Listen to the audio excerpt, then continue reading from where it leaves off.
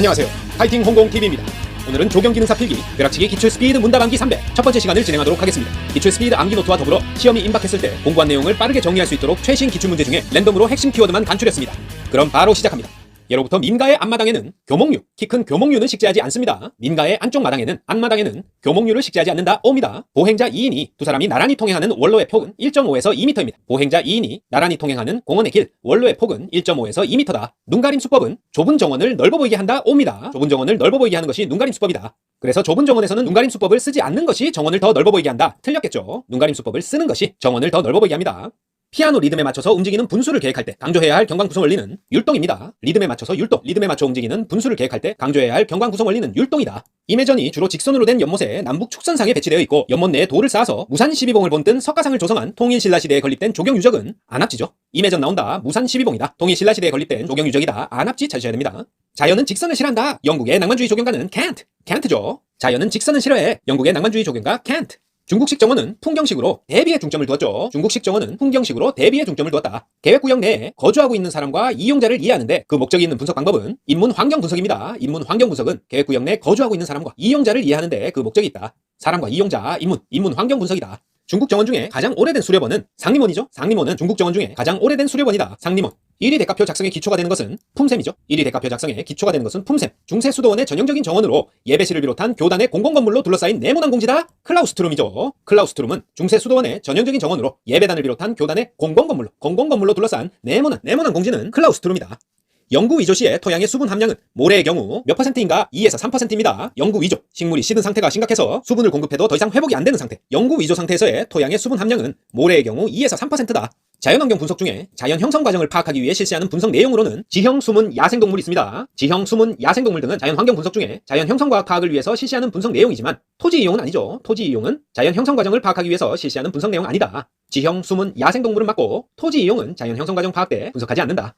서양 잔디는 상록성인 것도 있다. 크리핑 벤트그라스처럼 상록성인 것도 있습니다. 그늘에서도 비교적 잘 자란다. 서양 잔디는 한지형 잔디죠. 그늘에서도 비교적 잘 견디고 일반적으로 씨뿌림으로 시공한다. 맞습니다. 떼짱보다는 종잡 파종으로 시공하는 서양 잔디의 특징이지만 대부분 숙근성 단연초로 병충해에 강하다 하면 틀립니다. 자, 숙근성이란 말은 해마다 묵은 뿌리에서 다시 새로운 움이 돋는 그런 식물이 숙근성 식물인데 잔디류는 숙근성 단연초는 맞지만 한국 잔디와는 다르게 병충해가 많습니다. 그리고 방치하면 말라 죽고 회복이 불가능하기 때문에 잘 관리를 해줘야 된다. 서양 잔디의 특징 중에 상록성인 것도 있다. 그늘에서도 비교적 잘 견딘다. 일반적으로 씨뿌림으로 시공한다. 모두 맞지만 병충해에 강하다. 틀렸습니다. 자, 산울타리용으로 탱자나무, 꽝꽝나무, 측백나무, 탱광측은 모두 산울타리용으로 적합합니다. 하지만 후박나무는 산울타리로 부적합하다. 탱자나무, 꽝꽝나무, 측백나무는 산울타리 가능하지만 후박나무 안 된다. 기억해두십니다.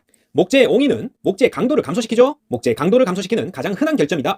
죽은 옹이가 살아있는 옹이보다 기계적 성질에 미치는 영향이 적다. 아무래도 살아있는 놈이 죽은 녀석보다 기계적 성질에 더욱 영향을 미친다. 맞습니다. 그리고 옹이가 한 곳에 많이 모인 집중 옹이가 강도 감소가 더욱 크다. 당연하죠. 많이 모여있으니까 강도 감소가 더욱 커집니다. 하지만 옹이가 있으면 인장 강도가 증가한다. 정반대 이야기죠. 옹이가 있으면 인장 강도가 감소합니다. 증가한다. 틀렸다. 단풍의 색깔이 선명하게 드는 환경은 가을에는 맑은 날이 계속되고 밤낮의 기온차가 클 때, 일교차가 클 때 단풍의 색깔이 선명해지죠. 상식입니다. 가을에 맑은 날이 계속되고 밤낮의 기온차가 커진다. 단풍 색깔도 선명해진다. 석회암이 변화되어서 결정화한 것으로 석질이 치밀하고 견고할 뿐만 아니라 외관이 미려하고 외관이 아름다워서 실내 장식재 또는 조각재료로 사용되는 것은 대리석이죠. 대리석은 석회암이 변화되어서 결정화한 것으로 석질이 치밀하고 견고할 뿐만 아니라 외관이 미려하여 실내 장식재 또는 조각재료로 사용된다. 대리석. 조경용 석재 중에 압축 강도가 가장 큰 것은 화강암입니다. 응회암, 안산암, 사문암 다 압축 강도가 화강암보다 약하다. 화강암이 조경용 석재 중에 압축 강도가 가장 큽니다. 다음 중 조경 재료 중에 자연 재료가 아닌 것은 자연석, 초화류, 지피식물 다 자연 재료죠. 식생 매트 자연 재료 아닙니다. 쉬운 문제.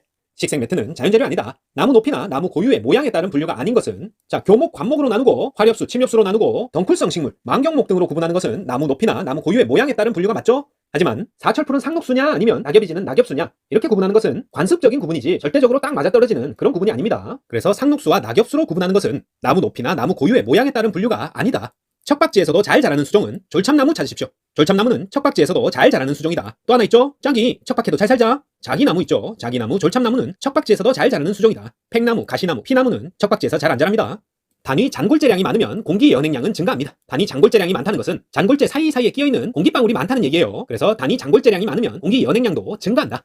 자, 보기는 단위 잔골재량이 많으면 연행 공기량은 감소한다. 이렇게 나오겠죠? 틀린 답입니다. 단위 잔골재량 많으면 공기 연행량 증가한다. 자연 토양을 사용한 인공 토양 아니고 자연 토양을 사용한 겁니다. 자연 토양을 사용한 인공 지반에 식재된 대관목, 그냥 관목 아니라 대관목의 생육에 필요한 최소 식재 토심은 45cm죠. 자, 인공 지반 옥상 정원에 사용되는 식재 토심표 요걸 외워야 되겠죠? 자연토양을 사용했냐, 인공토를 사용했냐, 여기에 따라서 자연토양을 사용하면 토심이 조금 깊어야 됩니다. 자연토를 사용했을 때는 초하류, 소간목, 대간목, 청근성, 심근성 교목으로 갈 때 10, 30, 45, 60, 90입니다. 15씩 증가하죠? 초하류 15부터 시작해서 청근성 교목 60까지 15씩 증가하고 심근성 교목은 90이다. 반면에 인공토는 10, 20, 30, 40으로 10씩 증가합니다. 잔디 초하류 10cm에서 청근성 교목 40cm까지 10씩 증가하고 심근성 교목은 60cm다. 그래서 자연토양을 사용했을 때 인공지반에 식재된 대간목의 생육에 필요한 최소 식재 토심은 초하류, 소간목, 대간목 세 번째죠? 45cm가 됩니다. 바탕재료의 부식을 방지하고 아름다움을 증대시키기 위한 목적으로 사용되는 도막 형성 도료는 바니시죠. 바탕재료 부식 방지와 아름다움을 증대하는 도막 형성 도료는 나한테 반했니? 바니시입니다. 습지를 좋아하는 수종으로 대표적인 것은 나구송이죠. 네가 좋아 나구송 가뭄은 싫어. 나구송. 옥의 퍼걸러에 들보와 도리를 만들고자 할 때 가장 적당한 목재는 인장 강도가 강하고 단단한 나무의 대명사 밤나무 써야 됩니다. 옥의 퍼걸러 들보와 도리를 만들고자 할 때는 서양에서 우등 골프 클럽을 만들 때 사용했을 만큼 강도가 단단한 밤나무가 적당합니다. 라왕, 버즘나무, 무른나무죠. 사시나무 같은 걸로 퍼걸러, 들보와 도리를 만들 수 없습니다. 밤나무가 적당하다. 플라스틱의 장점은 가공성이 우수하고 경량이며 착색이 용이하다. 내수 및 내식성이 강하다. 다 플라스틱의 장점 맞죠? 하지만 전기 절연성이 없다? 자, 전기 안 통하죠. 전기 절연성도 우수합니다. 자, 장점을 찾아라 해놓고 우리 시험에서는 단점을 적어놓은 게 많습니다. 말도 안 되게 쉽게 찾을 수 있다. 플라스틱의 장점은 가공이 우수하다. 경량이고 착색이 용이하며 내수, 내식성이 강하고 전기 절연성이 있다. 이렇게 돼야 되겠죠. 어린이 운동시설로서 모래터의 깊이는 30cm 이상입니다. 어린이 운동시설로 모래터의 깊이는 10cm, 20cm 아니고 넘어져도 다치지 않을 만큼의 깊이 30cm 이상입니다. 곰팡이가 식물에 침입하는 방법 중 직접 침입이 아닌 것은 균류가 직접 침입하는 것은 흡기나 세포간 균사로 침입하는 걸 말합니다. 흡기로 침입, 세포간 균사로 침입일 때 직접 침입이라고 합니다. 또는 흡기를 가진 세포간 균사로 침입이다. 직접 침입이고 피목 침입은 자연 개구부 침입이지 직접 침입 아닙니다. 곰팡이가 식물에 침입할 때 직접 침입이라 하면 흡기와 세포간 균사로 침입한다가 키워드가 되겠습니다. 피목 침입은 자연 개구부 침입이지 직접 침입이 아니다. 흰가루병의 병환부에 흰가루가 섞여서 생기는 미세한 흑색의 알맹이는 짠항구입니다. 짠항구. 흰가루병의 병환부에 흰가루가 섞여 생기는 미세한 흑색의 알맹이 짠항구입니다. 짠항구. 1년생 광역 잡초로 논잡초라고도 하는데요. 논에 이 잡초가 많이 생기면 기계 수확이 곤란해지고, 자, 중요 키워드. 줄기 기부가 비스듬히 땅을 벌레처럼 기면서 뿌리가 내리는 잡초. 자, 곤충 이름인데요. 사마귀 풀이죠. 1년생 광역 잡초로 논잡초로 많이 발생할 경우에는 기계 수확이 곤란하고 줄기 기부가 비스듬히 사마귀처럼 땅을 기면서 뿌리가 내리는 잡초다. 사마귀 풀 찾으십시오. 일반적으로 상단이 좁고 하단이 넓은 형태로 3m 내외의 낮은 옹벽에 많이 쓰이는 옹벽 형태는 중력식 옹벽입니다. 중력식 옹벽. 그림과 같이 중력식 옹벽 그래비티 월은 상단은 좁고 하단이 넓은 형태로 사다리꼴로 쌓아서 측압에 견디는 힘이 그렇게 크진 않기 때문에 3m 내외의 낮은 옹벽에 많이 쓰인다. 중력식 옹벽입니다. 반면에 이를 보강한 것이 캔틸레버 원인데요. 캔틸레버 옹벽은 L자형으로 옹벽과 저단부를 연결해서 측압에 좀 더 강하게 만든 형태죠. 캔틸레버 옹벽이다. 병 발생의 세 가지 요인을 정량화한 병삼각형의 3요소는 병원 환기 이렇게 외우면 되는데요. 병원체 환경 기주입니다. 병을 예방하려면 병원에서 환기를 자주 해야 된다. 병원체 환경 기주가 병 발생 3요소, 병삼각형의 3요소입니다. 저항성 아니다. 병원 환기, 병원체 환경 기주입니다. 전정을 하고 난 뒤에 수분 증발과 병균 침입을 막기 위해 상처 부위에 도포하는 게 뭘까요? 톱신 페이스트입니다. 전정을 하고 난 뒤에 수분 증발, 병균 침입을 막기 위해 상처 위에 도포하는 것은 토마토 페이스트 아니고 톱신 페이스트입니다. 파이토플라즈마에 의한 수목병은 뽕나무 오갈병이죠. 파이토플라즈마에 의해서 대표적으로 발생하는 수목병은 뽕나무 오갈병이다. 크고 작은 돌을 자연 그대로의 상태가 되도록 쌓아 올리는 방법을 자연석 무너짐 쌓기라고 합니다. 자연석 무너짐 쌓기는 돌을 자연 그대로의 상태가 되도록 쌓아 올리는 방법이다. 쉽죠? 진딧물 깍지벌레와 가장 관계가 깊은 병은 그을음병이죠. 진딧물 깍지벌레와 가장 관계가 깊은 병은 그을음병이다. 잎이나 가지에 붙어서 즈백을 빨아먹어서 황변 그을음병을 유발하고 감동호사치, 감나무, 동백나무, 호랑가시나무, 사철나무, 치자나무 공통으로 발생하기 쉬운 충해는, 자, 깍지벌레죠. 깍지벌레는 잎이나 가지에 붙어서 즈백을 빨아먹고 황변 그을음병을 유발하고 감동호사치, 감나무, 동백나무, 호랑가시나무, 사철나무, 치자나무에 공통으로 발생한다. 자, 깍지벌레가 잘 발생하는 나무가 아닌 것은 나올 때 감동호사치 이렇게 암기하고 계시면 됩니다.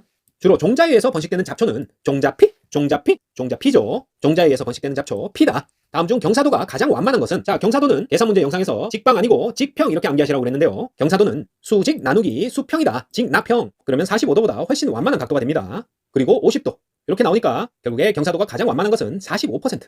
이게 되겠죠. 자, 문제 그대로 나올 수도 있으니까 구하기가 힘들다. 3번 45% 찾으십시오. 자, 미국 흰불나방 구제에 가장 효과가 좋은 것은 디플루벤주론 수화제 지난번에 했었고, 또 하나가 까바릴 수화제입니다. 다 까바릴 거야. 미국 흰불나방 너 꺼버릴 거야. 다 꺼버릴 거야. 까바릴 수화제입니다. 세빈이가 다 꺼버릴 거야. 미국 흰불나방. 자, 벽돌벽을 하루에 쌓을 수 있는 최대 높이는 1.5m 이하입니다. 벽돌벽을 하루에 쌓을 수 있는 최대 높이는 1.5m 이하다. 땅깎기를 할 때 단단한 바위의 경우 비탈면에 알맞은 기울기는 1대 0.3에서 0.8입니다. 1대 0.3에서 0.8. 평대직이죠. 수평이 1이고 수직이 0.3에서 0.8이다. 자, 요 정도 기울기가 되겠네요. 땅깎기를 할 때 단단한 바위의 경우 비탈면에 알맞은 기울기는 1대 0.3에서 1대 0.8이다. 이거보다 기울기가 높아지면 안 됩니다. 1대 0.3에서 1대 0.8. 단단한 바위 비탈면에 알맞은 기울기입니다. 수목의 생리상 이식 시기로 가장 적당한 것은, 자, 뿌리 활동이 시작되기 직전입니다. 뿌리 활동이 시작되기 직전이 수목의 생리상 이식 시기로 가장 적당하다. 수목의 생리상 이식 시기로 가장 적당한 시기는 뿌리 활동이 시작되기 직전, 새잎이 나온 후, 뿌리 활동 시작된 후, 한창 생장이 왕성한 때 모두 아닙니다. 뿌리 활동이 시작되기 직전이 수목의 이식 시기로 가장 적당하다. 우리나라에서 발생하는 수목의 녹병에 기주교대를 하는 것은, 자, 이 기주교대는 균류 중에 녹병균이 전혀 다른 두 종의 식물을 그 기생 대상으로 하는데, 요놈은 홀씨의 종류에 따라서 기주를 바꾸게 됩니다. 이러한 현상을 기주 바꿈 혹은 기주 교대 이종 기생이라고 하는데요. 우리나라에서 어떤 나무에 발생하냐? 소나무 잎녹병, 버드나무 잎녹병, 오리나무 잎녹병 이렇게 발생합니다. 소나무, 버드나무, 오리나무 잎녹병에서 기주 교대를 한다. 하지만 후박나무 녹병은 아니에요. 후박나무 녹병은 기주 교대하지 않는다. 소나무 잎녹병, 버드나무 잎녹병, 오리나무 잎녹병이 우리나라에서 발생하는 수목의 녹병 중에 기주 교대를 하는 겁니다.